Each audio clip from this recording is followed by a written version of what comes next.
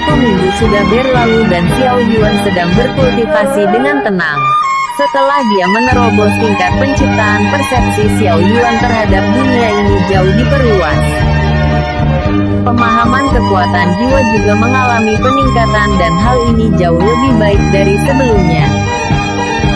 Bing mengamati keadaan Xiao Yuan dan sepertinya dia tidak mengalami kesulitan apapun dalam pembaptisannya. Akar spiritual emas di dalam tubuhnya benar-benar sungguh luar biasa. Penyerapan aura dan vitalitas yang dikeluarkannya menanggulangi kerusakan yang terjadi pada tubuhnya. Menurutnya harta yang diberikan Kaisar Perang bukanlah sesuatu yang sederhana. Xiao Yuan memiliki modal yang sangat besar pada dirinya dan semua itu tergantung apakah dia bisa menggunakan potensinya secara maksimal atau tidak. Perlahan Xiao Yuan membuka matanya dan menghela nafas. Sumber ki miliknya diperluas dan Xiao Yuan merasa ringan. Kulitnya menjadi lebih halus setelah semua kotoran keluar dari tubuhnya dan sensasi ini benar-benar sangat nyaman. Bagaimana rasanya melakukan pembaptisan untuk pertama kali? Tanya Bing dengan penasaran. Ya begitulah. Jika aku boleh memilih maka lebih baik melewatkannya dan menerobos seperti biasa. Xiao Yuan berkata dengan jujur. Bodoh. Pembaptisan yang kau alami ini bahkan belum cukup kuat. Bagi para kultivator yang kuat, mereka akan senang jika pembaptisan yang mereka dapatkan sangat kuat. Apakah kau tahu kenapa mereka sangat menginginkannya? Bing terlihat sangat santai dan berniat membuka mata Xiao Yuan.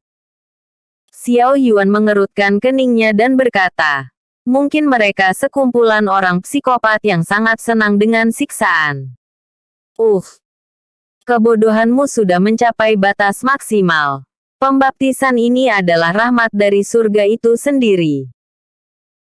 Semakin kuat kultivator itu maka akan semakin kuat pembaptisan saat menerobos tingkat yang lebih tinggi. Namun kau harus memahami apa itu hukum dunia. Setiap kemalangan pasti ada sebuah kebaikan di dalamnya. Bing melanjutkan. Kultivator itu tahu bahwa mereka juga bisa mati di bawah pembaptisan yang sangat kuat. Namun mereka tidak bisa mengabaikan kesempatan dari surga untuk menjadi lebih kuat. Petir emas milikmu memang kuat. Namun apakah bisa menahan petir yang disebabkan pembaptisanmu itu?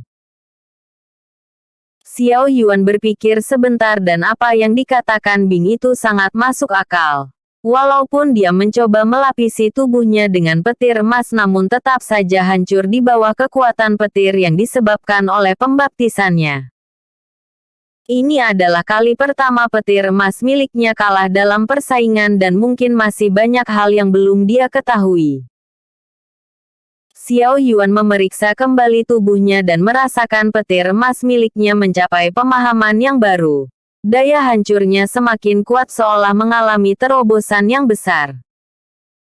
Sepertinya kau sudah mengerti dengan apa yang aku maksudkan. Namun hasusmu ini hanya dipenuhi dengan keberuntungan. Kau hanya fokus menjaga hidupmu dari petir surgawi namun kau tidak mencoba untuk mempelajari niatnya. Jika bukan karena akar spiritual emas yang menyerapnya. Bagaimana mungkin kau mendapatkan pencapaian ini? Bing berkata dengan jujur. Xiao Yuan mengangguk dan berkata, ya. Terima kasih sudah membuka wawasanku. Lain kali aku tidak akan mengulangi hal yang sama. Untung saja aku memiliki akar spiritual emas di dalam tubuhku. Sebelumnya sewaktu berada di Sekte Langit Xiao Yuan juga merasakan hal yang sama dan mulai memahami. Aura dingin yang dikeluarkan Lei Yunting dapat diserap oleh akar spiritual emas dan membuatnya dapat menggunakan atribut es. Kemungkinan besar jika dia masuk dalam kondisi yang sama. Apakah mungkin dia bisa menggunakan semua atribut dan menggunakannya sebagai kekuatannya? Jika benar maka dirinya tidak bisa melewatkan hal ini begitu saja. Sebuah keberuntungan besar karena dapat memanipulasi semua atribut dan kekuatannya akan mengalami lonjakan yang besar. Bing tersenyum dan berkata, "Kau adalah rekan dari tuan ini dan sepertinya kau menemukan sesuatu yang bagus. Aku tidak akan mengganggumu untuk sementara waktu dan akan melanjutkan memakan jiwa itu."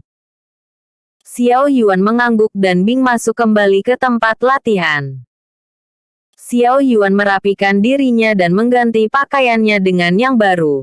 Perlahan dia berdiri dan keluar dari rumah kecilnya. Di sana Songxi dan Xie-tan sudah menunggu di depan. Setelah mereka tahu bahwa Xiao Yuan sudah selesai menstabilkan kultivasinya, mereka berdua bergegas menemuinya. Selamat kepada Tuan Muda karena berhasil melangkah ke tingkat penciptaan. Ini akan menjadi sejarah besar karena menjadi orang pertama yang menerobos dengan umur yang sangat muda, kata Songxi dan Xie-tan dengan kagum. Aku mungkin tidak tahu kondisi keluargaku yang sekarang. Tapi apakah ketiga kakakku belum menerobos tingkat penciptaan? Tanya Xiao Yuan dengan penasaran. Kedua tuan muda lainnya masih berada di tingkat langit lapisan kedua. Bahkan yang tertua masih berada di tingkat langit lapisan ketiga. Bagaimanapun juga mereka sangat paham betapa sulitnya membentuk laut kesadaran ilahi dan ini berlaku untuk kedua keluarga lainnya. Songxi melanjutkan. Kemungkinan Tuan Muda adalah satu-satunya orang yang terlebih dahulu melangkah ke tingkat penciptaan. Bahkan jenius nomor 1 dari keluarga Ye yang dikatakan sebagai monster tidak akan bisa dibandingkan dengan Tuan Muda. Episode sebelumnya. Bab 119 Penerobosan. Episode berikutnya. Bab 121 Berada di dalam kendali. Xiao Yuan sendiri tidak terlalu peduli dengan jenius lainnya. Bagaimanapun juga masih banyak hal yang harus diperbaiki dari dirinya sendiri dan tidak ada waktu untuk membandingkan diri dengan mereka. Xiao Yuan menuangkan ki ke dalam cincin hitam dan aura di tubuhnya menjadi padam, seolah basis kultivasinya menghilang. Hanya saja tubuh fisiknya saat ini tidak bisa disembunyikan dan itu bukan masalah besar. Tuan Muda, kami berdua sudah membentuk laut kesadaran ilahi kami. Kalau boleh tahu tempat apa ini sebenarnya? Tanya Songxi dan Xie-tan dengan penasaran. Dunia ini adalah milikku dan berada di dalam kendaliku. Jika kalian ingin keluar maka itu merupakan hal yang mustahil. Bagaimanapun juga aku adalah orang yang bisa mengontrol tempat ini. Xiao Yuan melambaikan tangannya dan tanah mulai berguncang. Aura di sekitarnya mulai ditarik dan dalam satu pikiran Xiao Yuan mampu melakukan segalanya seperti seorang dewa. Songxi dan Xie-tan merasakan perubahan yang luar biasa di tempat ini. Mereka mendapatkan pemahaman yang baru untuk diri mereka. Karena kalian sudah membentuk laut kesadaran ilahi kalian. Lalu yang kalian tunggu? Aku memberikan kalian kesempatan dan gunakanlah waktu untuk berlatih. Jika kalian tidak bisa menerobos tingkat penciptaan maka lebih baik kalian hidup di sini selamanya. Xiao Yuan berkata dengan tegas. Songxi dan Xie-tan memberi hormat. Kami tidak akan mengecewakan Tuan Muda. Untuk sekarang kami akan mundur dan menyerahkan sisiannya kepada Tian Yu. Xie-tan memanggil Tian Yu untuk datang dan memerintahkannya untuk memenuhi semua kebutuhan Xiao Yuan. Mereka tidak akan bisa berada di sampingnya untuk sementara waktu dan akan melakukan terobosan ke tingkat penciptaan. Xiao Yuan mengeluarkan beberapa botol obat untuk semua orang dan meninggalkannya dalam pengaturan Songxi. Segera dia membawa Tian Yu keluar dan muncul di hutan yang sebelumnya mereka kunjungi.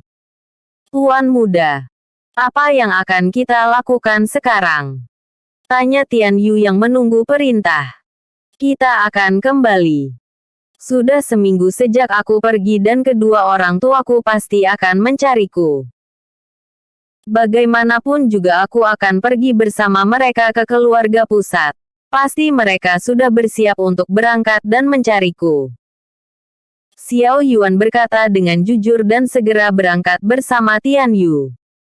Mayat bis Floating Thunder diberikan kepada Tian Yu dan Xiao Yuan memintanya untuk menjadikan sebuah artifak yang bagus. Xiao Yuan tidak membutuhkan artifak karena sudah memiliki pedang Dewa Petir. Satu-satunya yang tidak dimilikinya adalah artifak pertahanan yang bagus. Namun Xiao Yuan cukup yakin dengan kekuatan fisiknya. Jadi dia sama sekali tidak membutuhkannya. Kalaupun dia harus memilih maka jika bukan artifak tingkat origin maka Xiao Yuan lebih baik memberikannya kepada orang lain atau menjualnya saja. Untuk artifak yang terbuat dari bis Floating Thunder, Xiao Yuan akan memberikan semuanya kepada pasukan bayangan. Tentu saja setiap orang akan mendapatkan hal yang sama. Terlebih Xiao Yuan memiliki banyak artifak yang tidak berguna di cincin ruangnya. Artifak ini berasal dari orang-orang yang sudah dia bunuh. Daripada membiarkannya berdebu di cincin ruang miliknya lebih baik untuk memberikannya kepada pasukan bayangan. Xiao Yuan kembali pulang dan sesampainya mereka di tengah kota, Tian Yu memilih untuk berpisah dan segera menyelesaikan tugas yang diberikan Xiao Yuan. Sejak awal dia tidak dibutuhkan untuk menjaga keselamatan Xiao Yuan. Takutnya hal sebaliknya yang akan terjadi. Sekarang mereka sampai di kota dan dengan kekuatan Xiao Yuan tidak akan ada yang perlu dikhawatirkan. Sesampainya dia di mansion para penjaga melihat kedatangan Xiao Yuan dan memberi hormat. Tuan muda. Saat ini Tuan Xiao Rong mencari Anda. Kami diminta untuk menunggu di sini dan menyampaikannya kepada Tuan muda. Terima kasih. Aku akan datang menemuinya. Xiao Yuan berjalan masuk ke dalam dan dia melihat beberapa wajah baru yang tidak dikenalinya. Kemungkinan besar ada tamu yang datang untuk berkunjung. Xiao Yuan masuk ke aula tamu dan di sana terdapat banyak orang yang seusia dengannya. Akhirnya kau kembali. Dari mana kau dan berani sekali membuat kakak keduamu ini menunggu di tempat ini? Kata seorang pria yang dikenal Xiao Yuan. Salam untuk kakak Xiao Dong dan kalian. Lama tidak bertemu dan sepertinya kakak kedua menjadi jauh lebih baik dari sebelumnya. Xiao Yuan sedikit menyanjung Xiao Dong. Xiao Dong berdiri dan memberikan pelukan hangat kepada Xiao Yuan. Kau juga. Sekarang kau jauh lebih dewasa dan dapat diandalkan. Apakah kau melatih kekuatan fisikmu dan kenapa tubuhmu sangat keras? Hahaha. Ayolah. Kakak tahu benar akan kondisi adikmu ini. Aku hanya sedikit melatih kekuatan tubuh karena itu adalah satu-satunya hal yang aku bisa. Bahkan jika aku tidak bisa berkultivasi setidaknya aku juga ingin menendang pantat orang lain. Xiao Yuan berkata dengan santai. Mereka berdua tertawa bersama sebagai saudara yang baik. Xiao Rong yang melihat hal ini menjadi sangat lega karena mereka tumbuh tanpa adanya perselisihan. Namun apa yang sebenarnya terjadi adalah Xiao Yuan sama sekali tidak diperhatikan sebagai ancaman oleh mereka. Karena mereka tahu bahwa Xiao Yuan tidak memiliki syarat untuk duduk di kursi patriark, jadi mereka bisa bergaul dengan bebas. Hal ini merupakan sebuah berkah karena Xiao Yuan bisa bebas kemanapun yang dia pergi tanpa adanya rencana licik yang akan dilakukan orang yang tidak senang dengannya. Episode sebelumnya. Bab 121 satunya. Episode berikutnya. Bab 122 berangkat bersama.